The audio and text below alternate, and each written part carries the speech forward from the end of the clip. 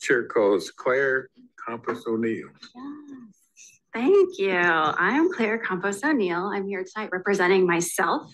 I am a mother. I have two young boys. One is going to be starting pre-K in a few weeks at Del Valley ISD, which I'm very excited about. And I'm here to talk about charter schools. But first, to set the scene.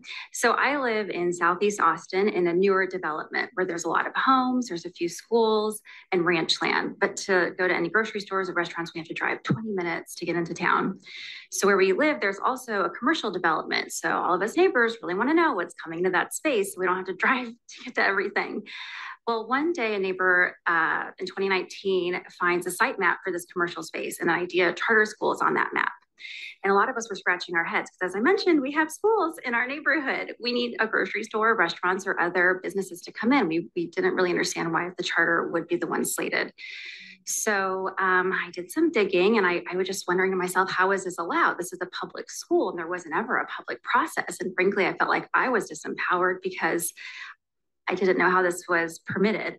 I helped work on the Del Valley ISD school bond in 2019, and we had to go to voters. We had to inform them and get their approval. And it was such a process, but with the charter, it was in the dark. I mean, I felt like we had no say in what was coming. So I just wanted to share that experience with y'all because I think there should be more transparency behind the charter expansion amendments because IDEA is an existing network. The charter schools just have to apply for an expansion amendment.